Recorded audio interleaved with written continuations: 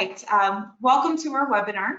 I am Desiree Moore, the Director of Marketing and Strategic Growth here at Peregrine Global Services.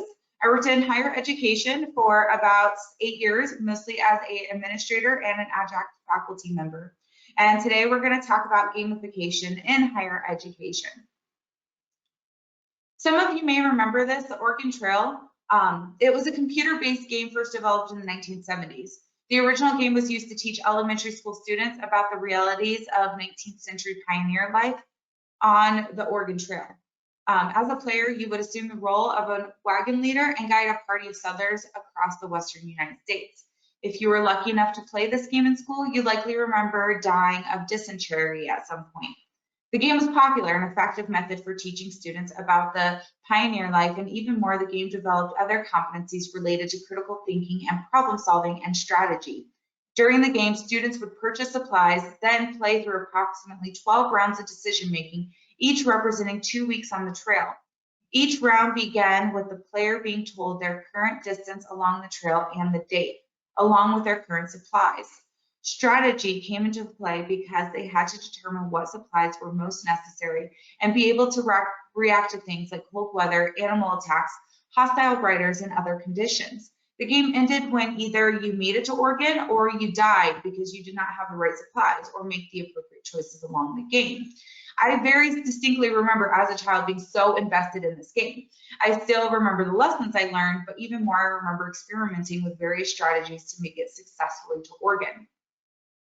And this is just one example of game-based learning. Now, I know that this webinar is titled Gamification is Not Recreation, but our conversation is going to concentrate both on gamification and game-based learning. Sometimes these terms are used interchangeably. Sometimes gamification is used as an umbrella in which game-based learning sits beneath, and sometimes they're used separately to describe various characteristics of using game in a classroom.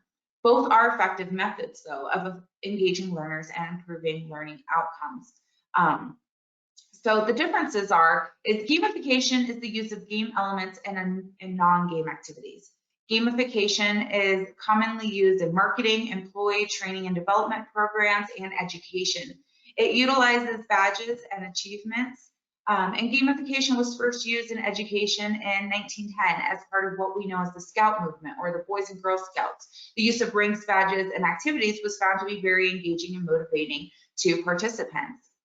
Game-based learning is different than gamification as it concentrates on teaching through the game. It's all about the game, not necessarily just the elements. And it doesn't concentrate on the rewards as much. The game could be a simulation or any other game, like the Oregon Trail that I just shared with you. One of the earliest game-based learning examples is chess that was used to teach strategic thinking as far back as the Middle Ages. In higher education, we often like to differentiate the games our learners play to learn by calling them serious games, or we call them serious games rather than games that are played primarily to evoke joy. You likely already use gamification or game-based learning to some degree in your classroom today. Here's an example of a game I've played with my students. I played this in person, and I was able to replicate it online when we made the switch back in this last spring. But essentially, we reenacted a game show. And I would share a clip of a common logical fallacy. I had those buzzer buttons and teams of students who would compete to gain the most points. And so the students would sit in a front row, they'd be in teams, they'd have their buzzer buttons, and they'd be ready to go. And the winning team would win a really cheesy Fallacy Force badge that I made for them and a candy bar. And even though they were college students, they really wanted this badge and had fun competing. So what was the fallacy? So in that commercial, it was Geico says, will Geico really save you 10% or more on car insurance? But the commercial continues to talk about how Too Tall Jones really, is he too tall, right? And there's no logical connection between the actual question being asked and someone talking about him being tall is shifting the attention away from the argument at hand. And this is called a red herring. And so I just wanted to share this with you because you may have thought, gosh, this could be really fun, engaging way to teach.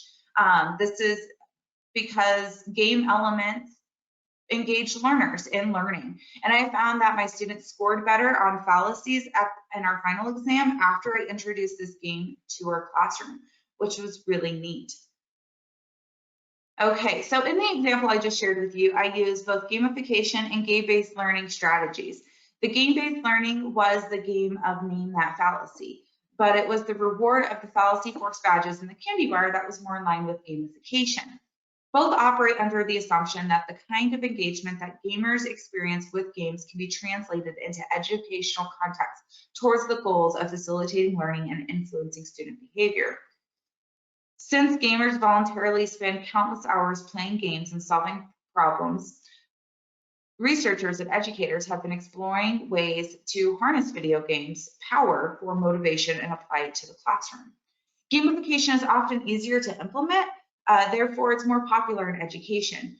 Gamification is great for helping learners make small changes in behavior. For instance, companies like Starbucks reward their customers with stars as part of their rewards program. The program has various levels that you can reach that earns you as you earn more stars, and then of course you can get some free drinks, which is always nice. Steve, I don't know why your audio is gone again. I apologize. I am not muted. So if anybody else can't hear me, please speak up. But the program has various levels that you can reach to earn more stars. And this creates a small change in buying behavior. Game-based learning teaches the content and develops competencies. Games have many elements that make them powerful vehicles for human learning. They are commonly structured for players to solve a problem, an essential skill needed for today and tomorrow.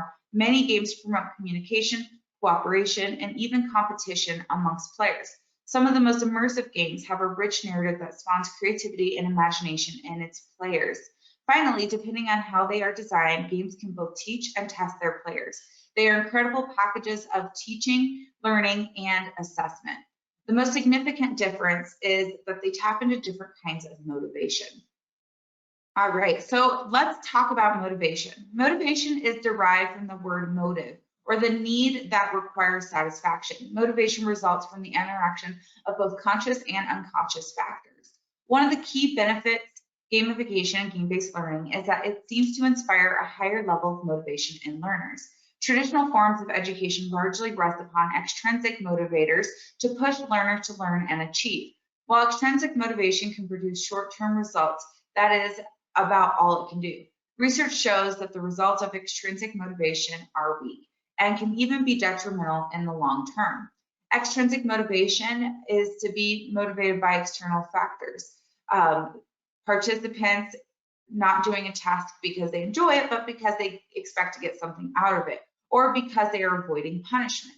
We see a lot of this type of motivation in education using gamification. For instance, my first grade daughter uses something called Dojo that awards her for acting with kindness, working hard, and listening. Dojo is this app where she has an avatar and receives points. Also, parents can download the app to see the progress of their child. The child can also lose points for poor behavior. This sort of extrinsic motivation is not helpful by itself. It needs to be paired, it needs to be balanced with intrinsic motivators that bring meaning to those points. Those points and badges and other items have to have a value that is more than just arbitrary. I think that gamification has gotten actually a bad rap because of hasty implementation of game elements and a sole focus on extrinsic motivators. Many educators, especially in K-12, have implemented gamification with awards or a points system, but those awards or points may not have authentic meaning. There is still value in adding game elements in such a way that enriches the learning environment, but we have to do so purposefully. So elements that you could add besides points and badges include things like narrative, immediate feedback, fun, scaffolded learning with challenges that increase mastery, progress indicators, social connection, and player controls. Those are all elements of game that could be integrated into the classroom that aren't working to motivate students extrinsically and only. So let's talk about intrinsic motivation. We talked about extrinsic, right? Being motivated by outside sources because you're going to get something out of it or you don't want to fail. But intrinsic motivation refers to us finding joy or fulfillment in the task, and therefore we are motivated. And we all participate in activities for the sake of joy and fulfillment that they provide us. For example, I really like to bake complicated or difficult recipes like baklava or chocolate souffle. It is the enjoyment of the challenge, the sense of making progress and improvements, and the interest in the science behind the baking that motivates me to spend hours perfecting a dessert or bread. Intrinsic motivation is more likely to produce learners who are interested in lifelong learning, which happens to be one of the goals of higher education. The challenge for us as higher education professionals is providing the same type of motivation to our learners. Game-based elements and games could be an effective way of ensuring learners have intrinsic motivators. So let's talk about using games and game elements as more than just being a game. The activity teaches learners how to apply game thinking to non-game areas of their lives. Games require strategy. Students need to progress and what they aim to accomplish by using and growing the skills they possess. So learners must explore, manipulate, and make use of some of the information to them. Additionally, games and game elements spark creativity and are intellectually stimulating. So these are great aspects of games. Games naturally encourage learners to learn from their mistakes and not feel shame for the mistakes made. Instead, learners are pushed to use their lessons learned to continue to move forward within the game and achieve. Games provide a stress-free environment where students can learn at their own pace as they master concepts and skills. I want to tell you about something called the Mario effect. And sorry about that. And it's really interesting. So the Mario effect was actually, Mark Rober came up with it. So he created a coding challenge in which he had his viewers on YouTube participate in it. And he found that those that focused on beating the game found greater success. See, he created two versions of the game. In the first version, what they had to do was they had to code in order to get a car to go through a maze. And they were given an arbitrary 200 points. And every time they failed at getting that car through the maze with the coding exercise, they lost 5 points.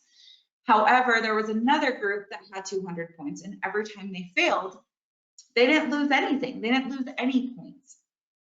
And what he found out of 50,000 data points was statistically significant delta 52. So the success rate for those who were penalized for not making it successfully through the maze with this coding activity only had a 52% success rate. Those who were not penalized did not lose points regardless of how many times they attempted it. Their success rate was 68%. And this also correlated to their attempts. It's not because they ran out of points that they gave up. People who were penalized because they were not successful just gave up earlier than those who were not, showing that it's those who just enjoy playing the game, having the challenge, right, that are intrinsically motivated. But when there's this intrinsic motivation, right, that punishment of losing 5 points, even though those 5 points don't mean anything in the real world, they're not going to be motivated as long term, which is really interesting. So the fun factor. So in higher education, like I said, we like to call games serious games, right? Because they're about learning and about developing competencies and skills. But I very much believe that in every job that must be done, there is an element of fun, right? And that's from Mary Poppins. Because even though games are fun, they're more than just games, and that's why we call them serious games. Using games and game elements these activities teach learners how to apply game thinking in such an important way, and they naturally encourage learners to learn from their mistakes, just as we discussed. A study by Colony Boyle and MacArthur, Haney and Boyle found improved knowledge acquisition, content mastery, and motivation to be the most common outcomes from using games for learning. So we're just going to go through a short literature review, but as gamification and game-based learning continue to evolve, the research behind their effectiveness continues. There are a couple examples of the difference. Here's a couple examples of the difference introducing game-based elements or a game into the classroom. So in an industrial organizational psychology course, the educators added meaningful gamification elements, including role play, social interaction, narration, and gamified grading system. 49 students were in this experimental course, and they set up a control of 44 students in a traditional course. Students experienced higher motivation, engagement, and enjoyment. Overall, a more positive classroom experience. Improvements in performance were not statistically significant, but the perceived learning was higher. In another example, they had different results. In an information literacy course, educators adapted course content to an interactive game. Students solved quests to progress and collaborated with other students through their gamified adventures. The game was called The Legend of Zyron. 85.6% of 91 students reported that they were motivated by the story and quest, and 73% said they were more motivated by the challenge. The gameful design had a positive impact on content mastery and student performance. The game-based learning had a direct correlation with increase in GPA and reduced failure rates. And I always feel like we can learn a lot from business and industry. So I wanted to share this survey results from Talent MLS that was collected in 2014. Now, a lot has happened with gamification and game-based elements, and we've become much more advanced since 2014. So I'd really like to see this survey again. But they found that when gamified elements were added to training, motivation climbed to 83%, and boredom decreased to only 10%. You can see this here in the dark blue. The dark blue is non-gamified training, so training that doesn't have any game elements, and then the lighter blue is gamified training. And so you can see here that in as far as who reported they were motivated during training, gamified training participants are much more motivated. They're also much less bored. They feel much less productive than those who do not have game elements in their training. And then there's this other category about their feelings. But those who were in gamified training were less likely to answer other. So we know that gamification works, right? It has huge benefits. It produces more engaged, more motivated students who are interested in their coursework, and also has some correlation in various studies to increased performance. So how do we integrate it into our classroom? Well, there's a couple different ways. I'm going to share them with you that you can integrate gamification into your courses today. So create competition, just like the name that fallacy, right? That motivated students. Many students like to compete. It's fun. That's why we go bowling and we play board games and we play sports, because competition does drive performance from time to time. Use levels, checkpoints, and badges to indicate progress. You could do that. Grading backwards. I have never done this as an educator, but I would like to. And what it means is that students are not deducted points, but instead start with 0 and earn points as they advance and demonstrate mastery of skills. Often when I grade a paper, I start with 100%, right? Is what the starting place. And as they lose points, if my paper's worth 100 points, that percentage goes down. But this is just grading in the reverse. Giving learning badges, let students set their own goals and track progress. This gives students ownership over their own learning. And so if they can establish their own goals in your environment, they're going to be much more motivated because they're going to take ownership over that particular initiative. And then create challenges that enable various solutions and approaches. I think one of the greatest things about higher education is we teach people to think, right? We teach people to think about various concepts and challenges and create creative solutions. And so integrating that into your coursework is beneficial to the student and will produce superior learning outcomes. So that was gamification. So what about game-based learning? Of course, I don't expect higher education professionals to just develop an entire game, right? That would be difficult, especially if you're looking at taking that game online. And there's various types of games that are used in learning. There's board games, card games, video games, simulation, role-playing, and puzzles. But with the evolution of technology, simulations are growing in popularity and seem to be used more and more. And they do enrich learning experience by providing an experiential learning opportunity, as well as gaining the benefits of gamification and game-based learning, as we discussed here. In our view, the use of games and simulations in higher education is in its early stage. It's in its very early stages, but because technology is advancing so fast, we're going to see an increase in the use of simulations at our education systems around the world. So talking about simulations, I just want to take this time to share a simulation Peregrine has developed within the last year with you. One Day is an experiential learning multi-episode individually played simulation that teaches business strategy and key workplace skills by doing and interacting within a business environment. One Day was designed by John Beck, a former strategy professor at Harvard. John wanted to test the ability to teach through simulation. He had the simulation built and then used a business school in London where he had been a guest lecturer as a pilot test. Students were randomly assigned to either the simulation or a traditional lecture with John for a week. So he did this for a week. At the end of the week, both groups were assessed on their retained knowledge. The simulation group outscored the in-person group significantly. John then knew it was possible to learn through simulation. He came back to the US and finished working on his multi-episode strategy simulation. And he specifically wrote the simulation as an individually played simulation so each student could manage their own learning and learn at their own pace.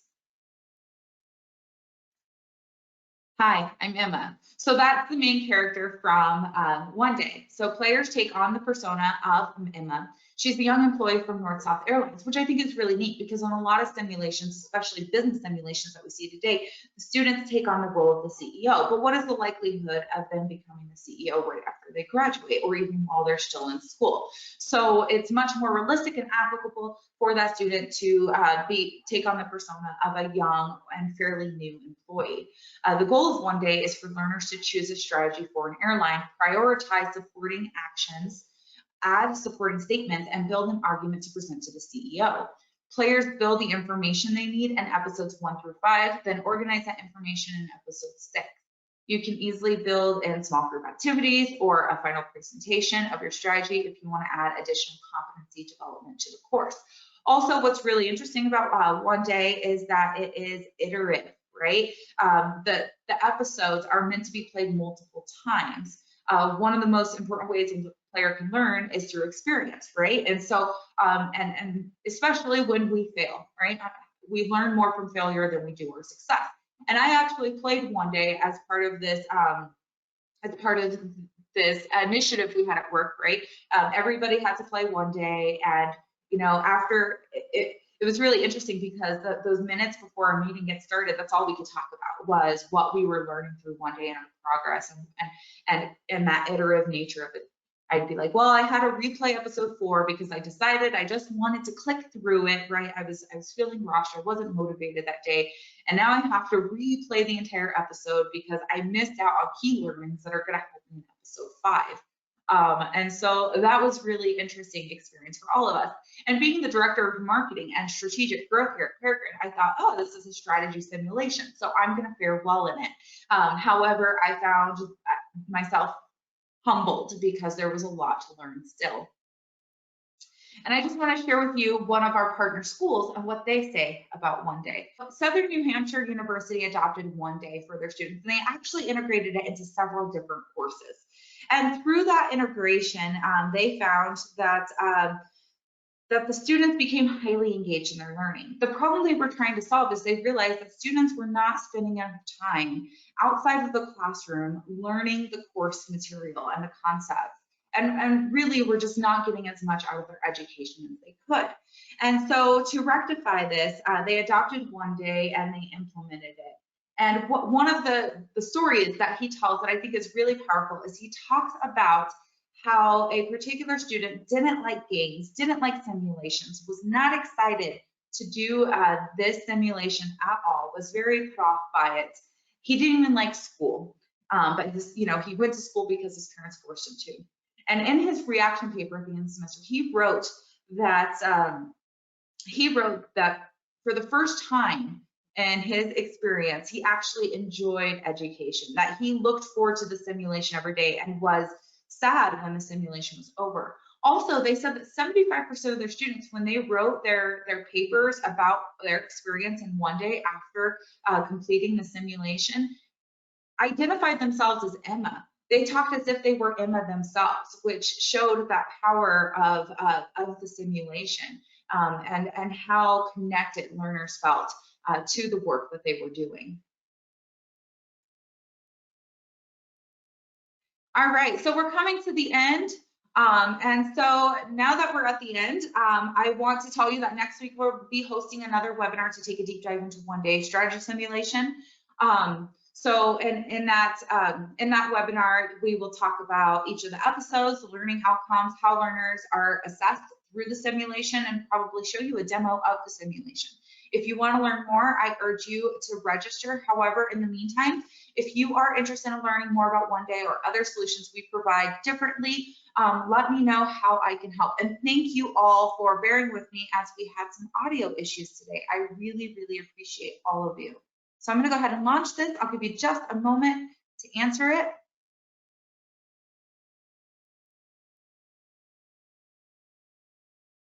And so here is the poll. The questions I am asking you is, what would you like next? How can I help you? Do you want to schedule a meeting to talk one-on-one about what Peregrine provides? Would you like access to the one-day white paper to learn more about one day and how it works and our experience working with 2 other higher education institutions? Or do you want free access to the business leadership and operations and strategy module? This module is a module that includes one day, the simulation, but includes dynamic course content around it. So I'll give you all just a moment to answer. I can see we have a couple people who would like to schedule a meeting, and you can answer more than one, I believe. All right, we have about 70% of you have voted. I'll just give it a second more just to make sure I don't miss anyone. Perfect. Okay. Well, I will reach out to those of you that asked to schedule a meeting. And for those of you who would like access to the one-day white paper and the module, I will send you an email today with these things for you.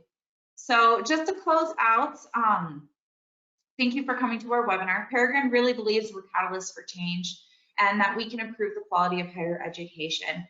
We do this by leveraging a diversity of talented people across a variety of backgrounds, and we do value our position as your thought partner. So I'm going to take this time for questions. I know that I got several in the question box.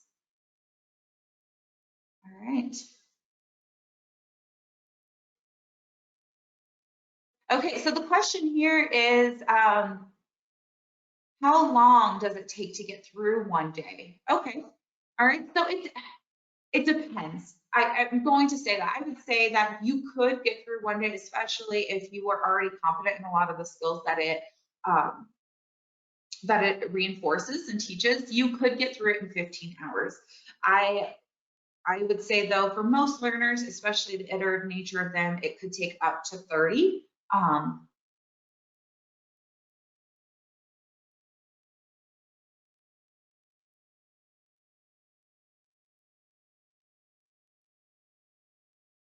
All right, I'll just wait a moment for any other questions. Thank you, Barbara.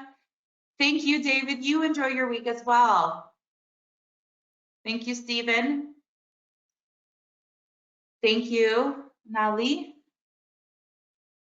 All right, it doesn't look like we have any other questions, but of course, lots of thank yous, which I very much appreciate. Also, you will notice that, oh, thank you. You will notice that this webinar, the attachment is attached to this webinar right here, so you can grab that. It has all of the resources that I use. So any articles that were cited throughout the presentation are on the last slide right here. But I am going to go ahead and, so it's in the handout section. So I'll give you just a moment to grab that if you want it, and then I will close out the presentation. Thank you again.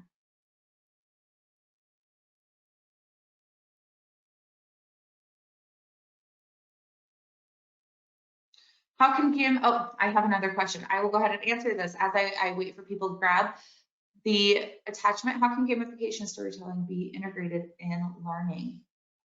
So, I mean, I think, so every time I start a presentation, I like to tell a story. That's my favorite thing to do.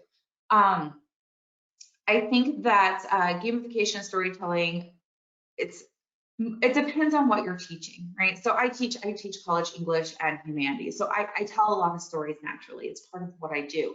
But let's say that you're teaching a business course, right? Let's say it's accounting and finance. How do you use storytelling and gamification? Well, a lot of what learners are not happy with when it comes to their education is that they don't feel what they're learning is applicable. But everything you're teaching them is. They just haven't applied it yet. And so how can you apply those specific concepts and key learnings in a way that's applicable to them? And maybe that is a simulation, right? Because they're going to apply those concepts within that simulation, which simulates a real life experience or an internship. But how could you do it at a smaller level, right? Could you create a scenario in which there is a problem and students have to utilize the theories and concepts that you have taught them to solve? And if that would be a great way to integrate gamification storytelling into learning. And then of course, adding points and other elements, badges, as they move through and solve that problem in their own way. I hope that helps.